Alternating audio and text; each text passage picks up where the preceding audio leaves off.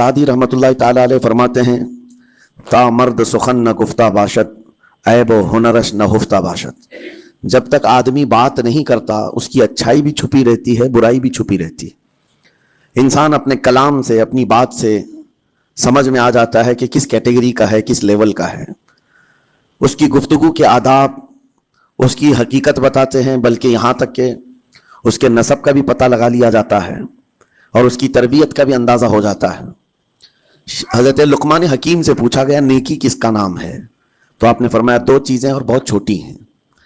नेकी दो चीज़ें हैं जो बहुत छोटी हैं। कहा क्या है? कहा कि मुलाकात में लोग अपने भाइयों से मुस्कुराना और नरम गुफ्तगू करना। सारी नेकियों की जड़ है ये, नरम गुफ्तगू करना और लोगों से खंदा पेशानी के साथ मुस्कुरा कर मुलाकात करना। लेकिन मेरे अजीज़ों, ये दो चीज़ें बनावटी तो बहुत सारे लोगों के साथ आ सकती हैं, अखलाक तसन्नो जिसको कहते हैं, तकल्लुफ़ के साथ बहुत सारे लोगों के साथ आ सकती हैं। लेकिन हकीकत में जिस इंसान की तबीयत में ये दो चीज़ें होनी चाहिए, वो कब समझ में आती हैं?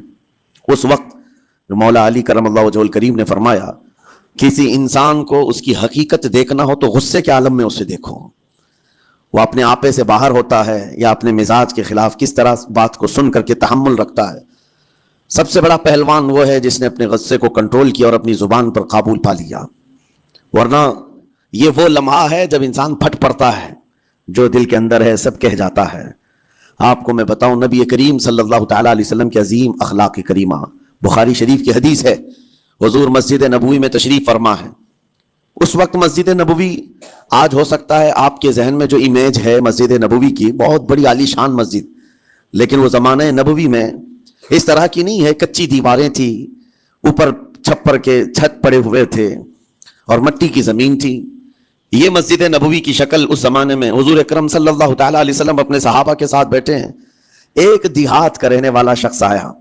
एक बात याद रखें कि देहात में, गांव में रहने वालों के अखलाक और तमीज़ में बड़ा फ़र्क होता है। मस्जिद में ही खड़े होकर पेशाब करना शुरू किया। बुखारी शरीफ में ये हदीस मौजूद है। जब मस्जिद नबवी में खड़े होकर पेशाब करे तो सहाबा इकराम सब देख करके दौड़ाने लग गए, खुजू खुजू, पकड़ो इसको, पकड़ो इसको। और सहाबा दौड़ाते थे, वो पेशाब करते हुए भागता था पूरी मस्जिद में। नबी पाक सल्लल्लाहु ताला अलैहि वसल्लम ने फरमाया, दऊहु, छोड़ दो उसको, कर लेने दो, पेशाब कर रहा है मस्जिद में, छोड़ दो उसको। जब वो सहाबा इकराम हुजूर का हुक्म सुनते हैं, सब पीछे हट गए। थोड़ी देर के बाद नबी करीम सल्लल्लाहु ताला अलैहि वसल्लम ने सहाबा से फरमाया, पानी के डोल भर करके लाए जाएं। सहाबा से ही मंगवाया, पानी के डोल भर करके लाया गया और मस्जिद नबवी के मैदान में फर्श पर बहाया गया और साफ किया गया। अब वो शख्स निहायत ही डरा सहमा खड़ा था, मेरे साथ क्या होगा पता नहीं, मैंने पेशाब किया, अब मुझे ये लोग कत्ल कर डालें। नबी करीम सल्लल्लाहु ताला अलैहि वसल्लम ने करीब बुलाया और फरमाया, निहायत नरम गुफ्तगू के साथ हुजूर फरमाते हैं, ये अल्लाह का घर है, यहाँ पेशाब नहीं पेशानियां रखी जाती हैं। बस ये जुमला है, बुखारी शरीफ में मौजूद है, यहाँ इबादत की जाती है। इतना कहकर रुखसत हो गए, रुखसत कर दिया। वो देहात से आया हुआ जो नौजवान था या शख्स था, बाहर निकलते ही वो कलमा तैयबा पढ़कर हुजूर की गुलामी में शामिल हुआ। मैंने वो बुलंद आली अखलाक नहीं देखे।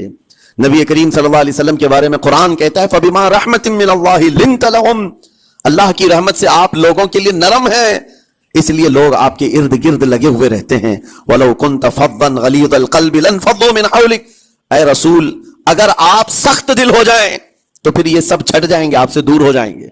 उस रसूल के लिए जब कहा गया है कि अगर आप सख्त हो जाएं तो लोग छोड़ करके दूर हो जाएंगे, तो हमारे और आपके लिए किस कदर लहजे की पाबंदी जरूरी है। हाँ अजीज़ान गिराम वक़ार, अपनी गुफ्तगू, अपने कलाम, अपनी बातचीत से आप अपने सलीके बताते हैं। गाली गलोच करते हुए जिनकी सुबह शामें होती हैं, उनको देख करके ही पहचान में आ जाता है किस घर से ये ताल्लुक रखता है, कहाँ इनकी तरबियत हुई है, किस तरह इनके आदाब सिखाए गए। इसीलिए मेरे अजीजों, बच्चों को आवारा भी ना छोड़ देना कि वो अपनी जुबान गली कूचों से सीख करके जाएं। कल को होगा ये कि उसकी जुबान की वजह से लोग तुम्हें तानो तशनी करेंगे, इसका बाप ऐसा होगा इसलिए बच्चा ऐसा है, इसकी माँ इस तरह होगी इसलिए इसकी गुफ्तगू ऐसी है। क्योंकि मोस्टली ज्यादा तौर पर बच्चे अपने माँ बाप के अखलाक को नकल करते हैं, ट्रांसफर होती चली जाती हैं। एक बार हुजूर अकरम सल्लल्लाहु अलैहि वसल्लम मस्जिद नबवी से बाहर निकल कर जा रहे हैं। तवज्जो मेरे अजीज हो, اخلاق کہاں دکھانے چاہیے اور ہماری بات چیت کے انداز ہمیں کہاں ہونا چاہیے، میں آپ کو بتاؤں. حضور تشریف لے کر جا رہے ہیں، صحابہ اکرام کھڑے تھے حضور کے اطراف.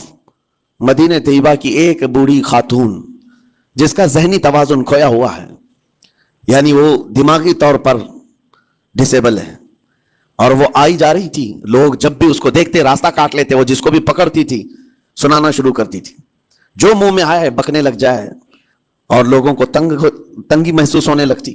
صحابہ نے دیکھا کہ یہ عورت آ رہی ہے، حضور کی طرف آ رہی ہے. سب نے حضور صلی اللہ علیہ وسلم کو گھیر لیا، اس کا راستہ روکنے کے لیے. اب آئے گی اور نبی کریم صلی اللہ علیہ وسلم کے پاس اگر زبان درازی کرنے لگ جائے، پاگل عورت ہے، اور بک بک کرنے لگ جائے، حضور پاک صلی اللہ علیہ وسلم کے ادب میں کہیں کمی نہ آ جائے. صحابہ کا یہ ہمیشہ اہتمام رہتا. حضور اکرم صلی اللہ علیہ وسلم نے دیکھا تو صحابہ سے کہا ہٹ جاؤ، اس کو آنے دو، ہٹ جاؤ، اس کا راستہ چھوڑ دو. صحابہ نے کہا یا رسول اللہ صلی اللہ علیہ وسلم، اس کا ذہنی توازن ٹھیک نہیں ہے، دماغی طور پر وہ عورت ٹھیک نہیں ہے. وہ آئے گی اور لمبی باتیں کرتی ہے، لا یعنی باتیں کرتی ہے، کہیں آپ کی شان پاک میں کوئی گستاخی نہ ہو جائے. صحابہ روک رہے تھے. حضور پاک صلی اللہ علیہ وسلم نے سختی سے فرمایا، ارشاد فرمایا ہٹ جاؤ، اس کا راستہ چھوڑ دو. مجھے پتا ہے پورے مدینے میں اس کی کوئی نہیں سنتا، میں بھی نہ سنوں تو کس کو سنائے گی؟ اگر میں بھی نہ سنوں تو وہ کس کو سنائے گی؟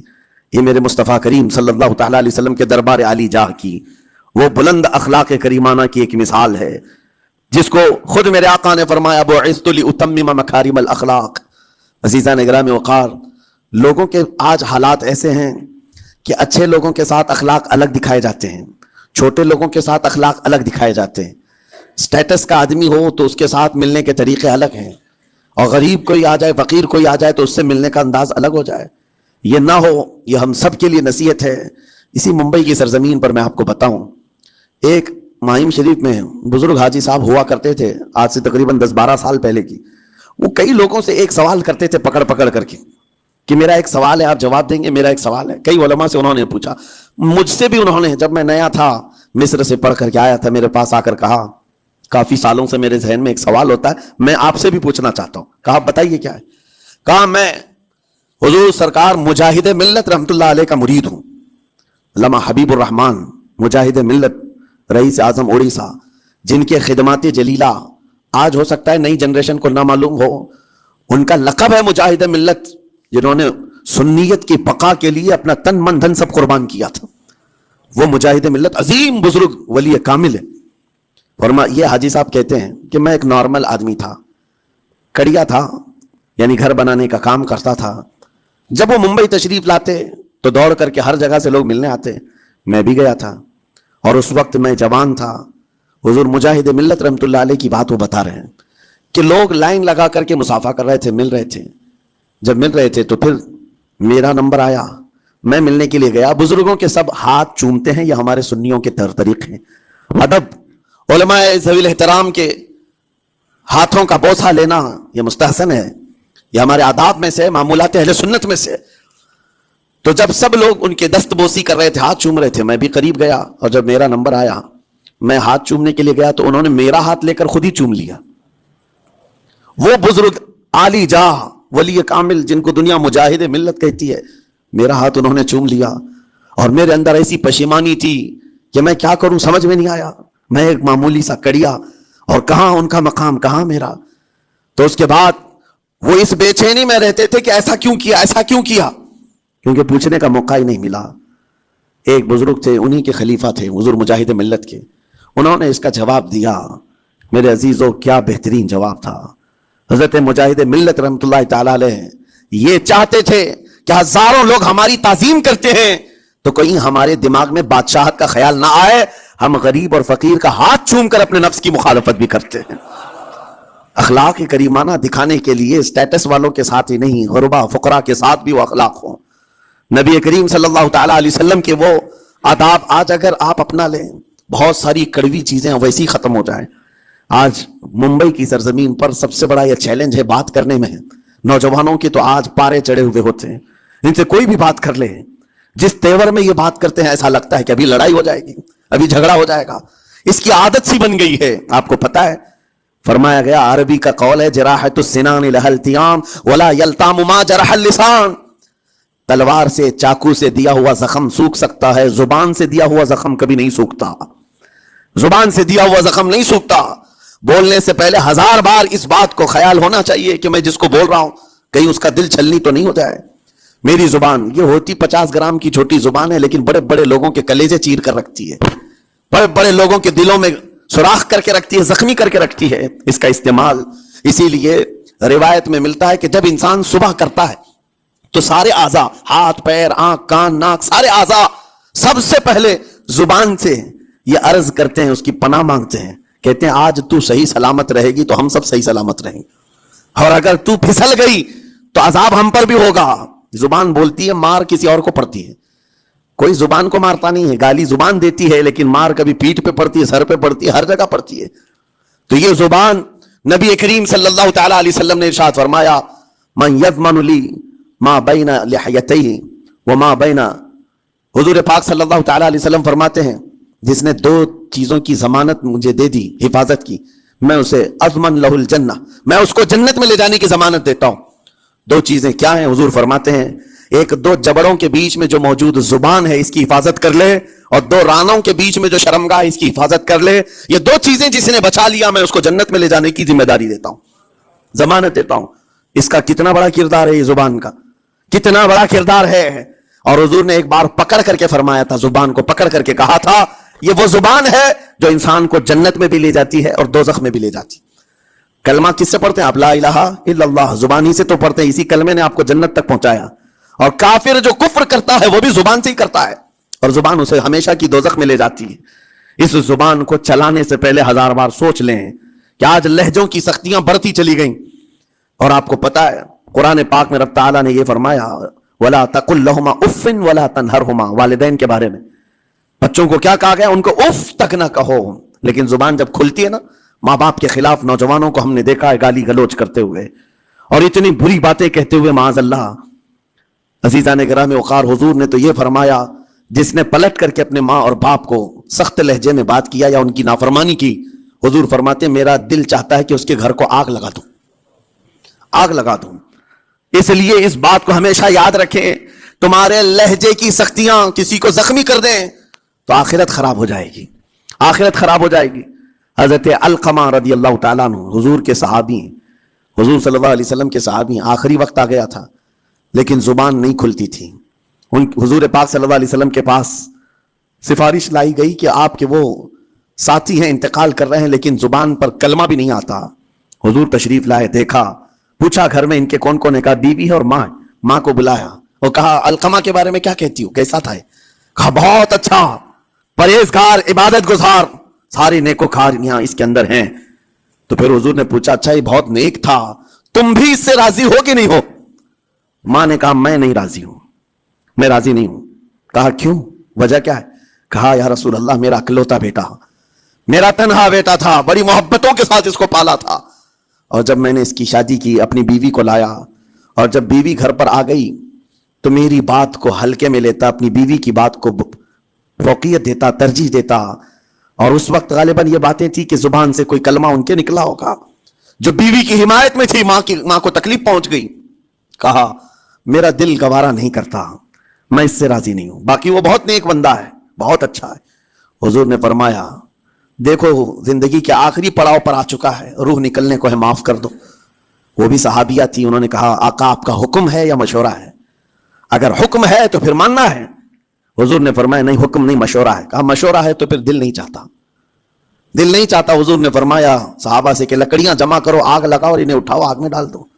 आग दहकाई गई तो मां की जाहिर सी बात है ममता बेचैन हो गई। कहा उनको मेरे सामने आग में डालेंगे? कहा हाँ, इससे बेहतर है कि वहां जलेगा, यहां जले। वो मां कहती आका आप गवाह हो जाए, मैं अपने बेटे को माफ करती हूं। इधर माफ किया, उनकी जुबान पर कलमा तैयबा जारी हुआ।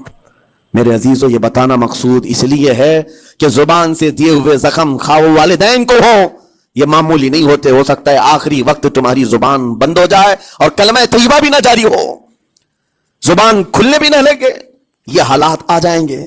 इसलिए अपनी जुबान का कंट्रोल बरकरार रखो।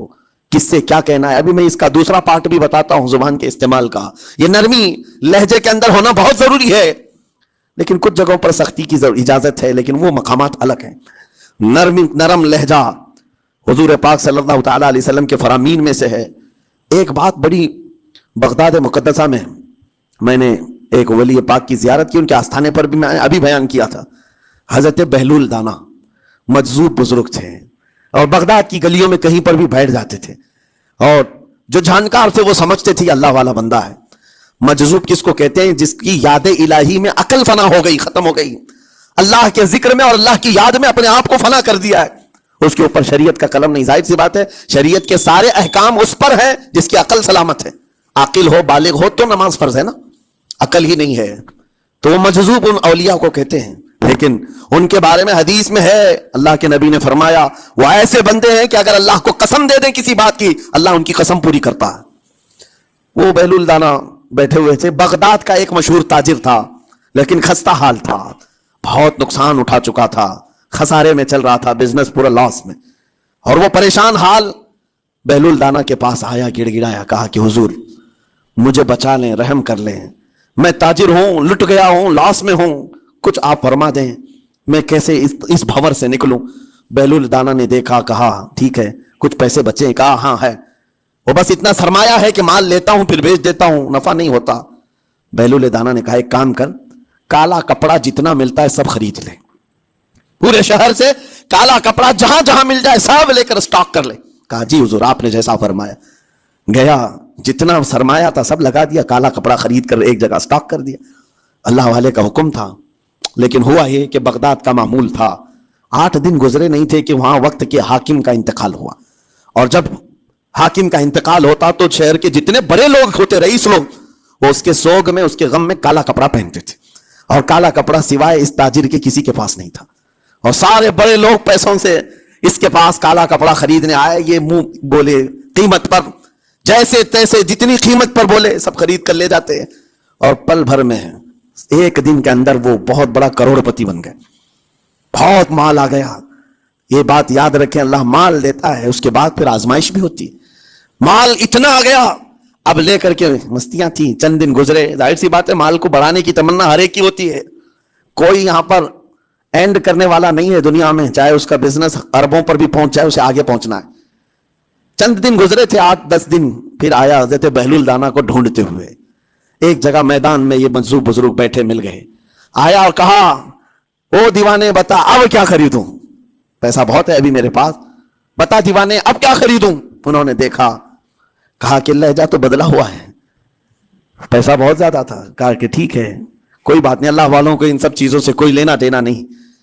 आपने कहा माल जितना है तेरे पास सब लेकर के खरबूज खरीद ले, तरबूज खरीद ले, जिसको कलिंगर कहते हैं, तरबूज पूरे खरीद ले।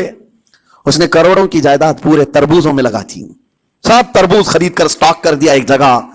और उसके गुमान में यही था कि चंद दिन गुजरेंगे, कोई ऐसा ही हादसा होगा जब तरबूज मुंह मांगी कीमत पे लोग खरीदेंगे और मैं बेचूंगा। पूरा माल तरबूज में लगाया, 2 दिन 4 दिन 6 दिन 8 दिन गुजरे, कोई हादसा नहीं। इधर तो तरबूज सड़ने लग गए, वो तो ज्यादा दिन स्टॉक नहीं किए जा सकते, सड़न शुरू हो गई। फिर थोड़े दिनों के बाद पूरे के पूरे सड़ गए, करोड़ों का माल तरबूज में सड़ के चला गया। वो बेच भी नहीं सका, कुछ नहीं कर सका, वापस चीखता चिल्लाता उसी हालत में आया, पहले से भी ज्यादा बदतर हालत में मैं आ गया हूं। दौड़ते हुए आया, हज़रत बहलूल दाना को ढूंढते हुए। कहां है वो? उसी जगह बैठे हुए मट्टी में बैठे रहते थे। करीब आया और कहने लगा कि आपने मेरे साथ ऐसा क्यों किया बहलूल? बहलूल दाना ने कहा क्या हुआ? कहा मैं तो लुट गया, तरबूज में पैसे लगाए आपकी वजह से और पूरे सड़ गए।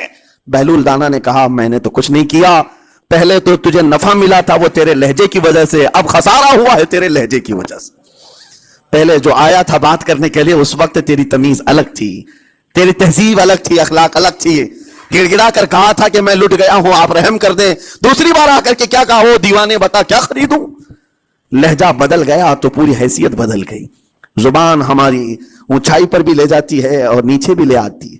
इस बात को हमेशा मलहूज रखें कि इस जुबान से बहुत सारे लोग नफा भी उठाते हैं, बहुत सारे लोगों को नुकसान भी होता है। लेकिन साथ में मैं ये बात भी अर्ज करूं, नरम गुफ्तगू करने का आदी हर एक को होना चाहिए, नरम गुफ्तगू करने का आदी हर एक को होना चाहिए। उसकी नेकियों की अलामत है, उसके अखलाक की अलामत है। लेकिन साथ में इमाम शाफी रहमतुल्लाह तआला अलैह ने यह भी फरमाया چاہے جتنی بھی نرم طبیعت ہو انسان کی، اللہ اور اس کے رسول کے لیے غیرت ہونی چاہیے. اللہ اس کے رسول کے خلاف بات سنے تو پھر نرم لہجے کا استعمال نہ کرے، پھر وہ بزدلی کہلائے گی، وہ بزدلی کہلائے گی. آج میں ایک بات یہ بھی بتا دوں، بہت سارے لوگ یہ سمجھتے بھی ہیں. ابھی چند دن قبل میں ماررہ مطہرہ میں بیان کیا اخلاق کے، اولیاء کرام کے مذہب و مسلک پر، اور پچھلے 15 سالوں سے میں نے بہت سارے خطابات کیے ہیں اخلاق پر، معاشرے کی برائیوں پر. لیکن ابھی چونکہ چند دنوں میں جلسے پروگرام بہت سارے ہو گئے اور عظمت ناموں سے رسالت پر زیادہ گفتگو ہونے لگی، تو لوگوں میں ایک امیج الگ بیٹھی ہوئی ہے. اور ابھی ہم نے اخلاق حسنہ پر گفتگو کیا کی 8 دن پہلے. ایک بزرگ نے مجھ سے پوچھا ایسی بھی تقریر کرتے ہیں آپ ایسی بھی تقریر کرتے ہیں، یعنی نرم گفتگو بھی کرتے ہیں؟ مطلب یہ ہے کہ ہماری امیج ایسی بنا کر رکھیں کہ ہم ہر وقت چلاتے ہی رہتے ہیں، ہر وقت للکارتے ہی رہتے ہیں. میرے عزیزوں، میں یہاں پیغام دینا چاہتا ہوں، ہم قرآن کے اس آیت پر عمل کرنا چاہتے ہیں جو مولا نے فرمایا اشداء علی الکفار رحماء بینہم. مومنین کی شان ہے، صحابہ کی شان ہے، وہ کافروں پر سخت ہوا کرتے ہیں اور مومنوں کے لیے نرم دل ہوا کرتے ہیں. زبان کی نرمی ایمان والوں کے لیے ہے، زبان کی نرمی محبت مصطفیٰ کے لیے ہے، عاشقان مصطفیٰ کے لیے ہے. ساتھ میں زبان کی سختی کفار و مشرکین کے لیے ہے، گستاخان رسول کے لیے ہے. اور اگر یہ چیز نہیں